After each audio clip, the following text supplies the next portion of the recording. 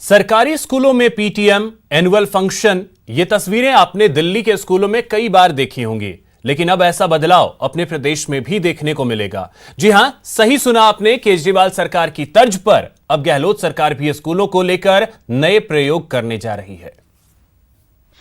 आएगा बदलाव, सवरेगी सूरत, स्कूल बनेंगे स्मार्ट, सरकार के प्रयास, परफॉर्मेंस बेहिसाब।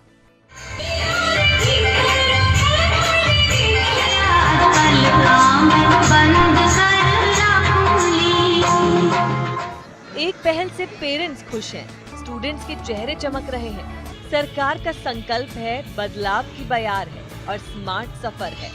अब जल्द ही सरकारी स्कूलों में शिक्षक अभिभावकों में संवाद होगा, पीटीएम का आयोजन होगा। पेरेंट्स अपने बच्चों के स्कूल में आकर परफॉर्मेंस पर खुलकर टीचर से बात कर सकेंगे। सरकार का ये मकसद है कि परीक्षा परिणाम जो तीन प्री बोर्ड अब तक हो चुकी हैं, प्राइवेट सेक्टर की बजाय गवर्नमेंट सेक्टर के परीक्षा परिणाम बेहतर हो, ये एक संदेश दिया जा रहा है वार्षिक समारोह के माध्यम से। और इस वार्षिक समारोह में एक भारत सरकार का और राजस्थान सरकार का एक असमिया की जो लोक नृत्य है, भाषा है, रीति रिवाज है, खान पान है, रहन सहन है, वो अभी भी मेरे को यहाँ इस कालाखो उच्च माध्यमिक विद्यालय में देखने को मिला। मैं बहुत गदगद हुआ। बहुत शानदार प्रस्तुति दी है बच्चियों ने। शिक्षा विभाग के द्वारा राजकीय विद्यालयों में जो वार्षिक उत्सव की इस वर्ष से शुरुआत की गई है, वास्तव में इससे बहुत फर्क पड़ेगा। आज पीटीएम भी है, हमारे पेरेंट टीचर अभिभावक मीटिंग जो है, इसमें प्री बोर्ड परीक्षाओं के बाद बच्चों की जो कॉपियां जांची गई है, उनका हम अभिभावकों को दिखा रहे हैं। एक परिणाम अभी तैयार कर लिया गया है और उसके बाद फिर एक उपचारात्मक क्लास इन 10 दिन के अंदर आगे लगेगी। उससे वास्तव में परिणाम पर बहुत मेन तो गुणात्मक शिक्षा बढ़ेगी। स्कूलों में पहले पीटीएम होती थी तो अभिभावकों के मन में ये रहता था कि भाई वो जाते थे, अपने बच्चों की जानकारी लेते थे। परंतु अब जैसे सरकारी स्कूल में हुआ है तो सरकारी स्कूल के बच्चों की जो भी जानकारी है, उनके परिणाम से रिलेटेड या उनकी और किसी चीज़ बातों से रिलेटेड, तो वो जानकारी अभिभावकों को लगेगी तो वो सुधार करेंगे इस बारे में। रही वार्षिक उत्सव की बात, तो इस वार्षिक उत्सव से भी बच्चों का रुझान बढ़ेगा, उनकी क्रिएटिविटी बढ़ेगी, तो वो उनका रुझान सरकारी स्कूलों की तरफ होगा। सिर्फ पेरेंट्स के लिए स्मार्ट प्लान नहीं है, स्टूडेंट्स के विकास का भी पूरा ख्याल है। बच्चे न सिर्फ पढ़ाई करेंगे बल्कि एनुअल डे समारोह में अपने टैलेंट को भी खूब निखार सकेंगे।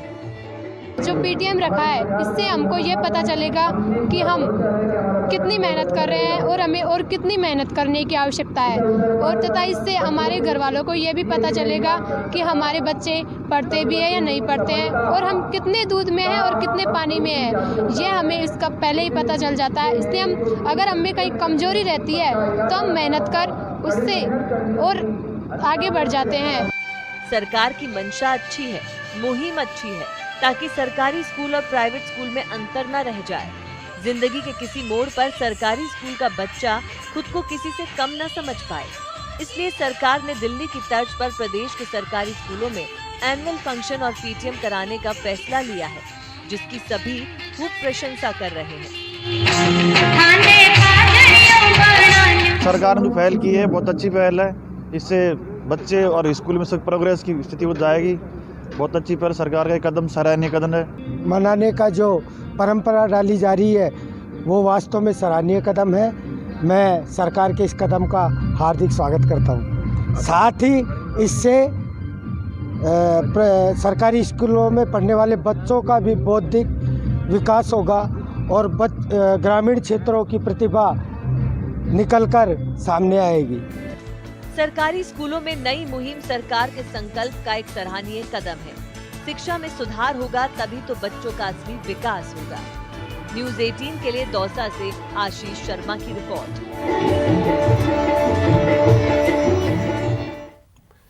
चलिए तस्वीरें आपको दिखाते हैं वाराणसी से, जहां पर प्रधानमंत्री नरेंद्र मोदी वाराणसी पहुंचे हैं। तस्वीरें देख सकते हैं आप। अपने संसदीय क्षेत्र वाराणसी के दौरे पर प्रधानमंत्री नरेंद्र मोदी बाबत एयरपोर्ट पर पहुंचे हैं, जहां पर पीएम मोदी का स्वागत किया गया। आपसे कुछ देर पहले की ये तस्वीरें हैं। और आज वाराणसी को कई सौगात मिलने वाली है। 34 योजनाओं का तोहफा मिलने वाला है वाराणसी वासियों को। तकरीबन 1200 करोड़ की योजनाओं का शिलान्यास, लोकार्पण आज करने वाले हैं प्रधानमंत्री नरेंद्र मोदी। ये तस्वीरें आप देख सकते हैं, एयरपोर्ट पर उनका स्वागत किया गया।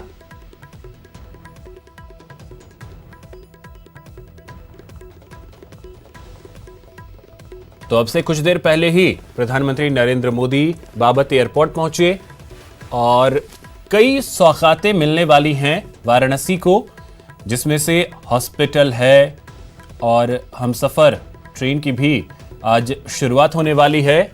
प्रधानमंत्री नरेंद्र मोदी इसकी शुरुआत करेंगे।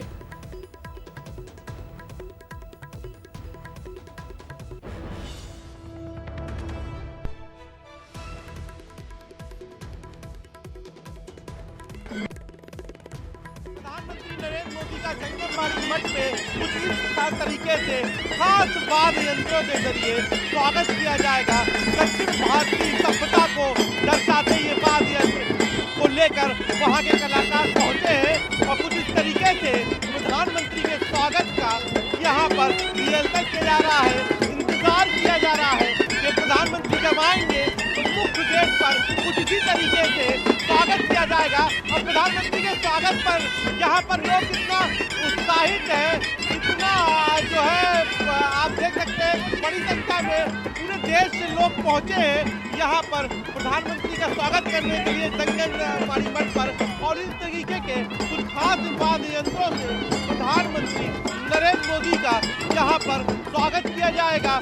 पूरी एक टीम है जो दक्षिण भारत से यहाँ पहुँची है और वो अब यहाँ पर स्वागत करने के लिए प्रधानमंत्री का तैयार है। कैमरा पर्सन पंकज सिन्हा के साथ उपेंद्र द्विवेदी, न्यूज़ 18 वाराणसी।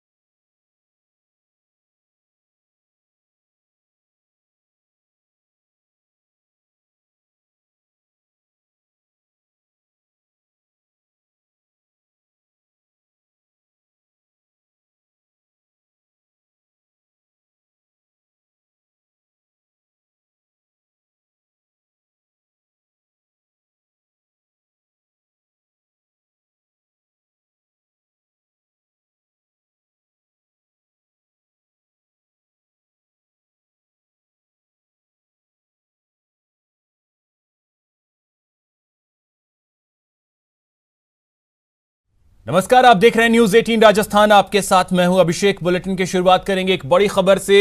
कांग्रेस समन्वय समिति की पहली बैठक खत्म हो गई है। यह बड़ी खबर आपको बता दें, कांग्रेस समन्वय समिति की बैठक खत्म हो गई है। सत्ता संगठन के तालमेल को लेकर मंथन किया गया। करीब 1.5 घंटे तक समिति की बैठक चली। अविनाश पांडे की अध्यक्षता में यह बैठक हुई। राजनीतिक नियुक्तियों पर भी चर्चा हुई है। तो यह बड़ी खबर आपको बता दें, कांग्रेस समन्वय समिति की पहली बैठक आज हुई और यह बैठक जो है वो खत्म हो गई है। बैठक में कई मुद्दों पर चर्चा हुई, जिसमें सबसे अहम रहा सत्ता और संगठन में किस तरीके से तालमेल को और बेहतर किया जाए।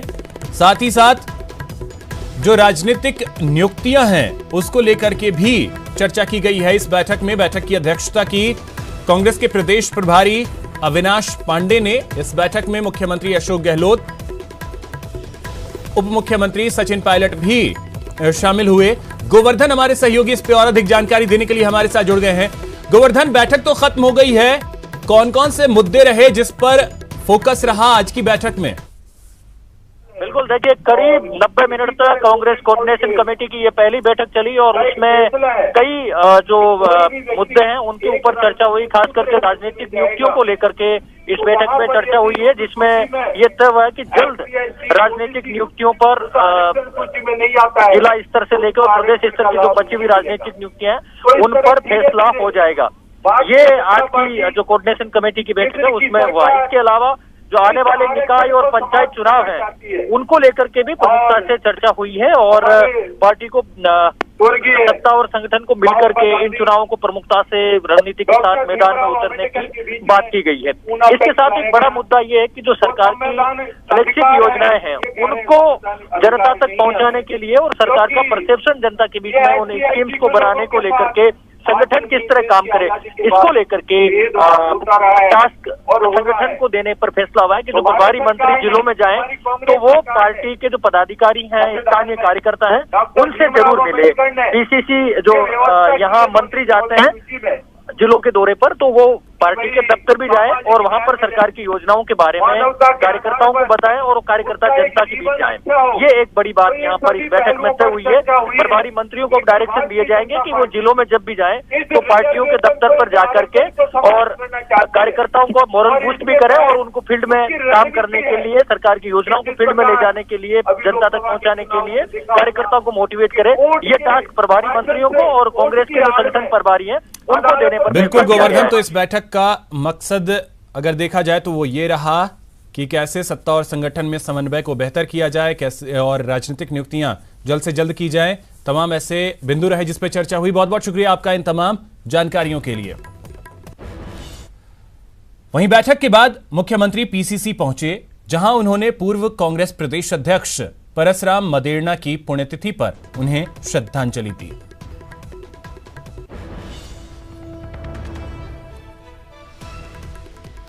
तो आप तस्वीरों में देख सकते हैं अविनाश पांडे, पीसीसी चीफ, उप मुख्यमंत्री सचिन पायलट, मुख्यमंत्री अशोक गहलोत और भारी संख्या में कांग्रेसी कार्यकर्ता जो हैं वो पीसीसी मुख्यालय में उन्होंने कांग्रेस के पूर्व प्रदेश अध्यक्ष परसराम मदेरणा की पुण्यतिथि पर उन्हें श्रद्धांजलि दी।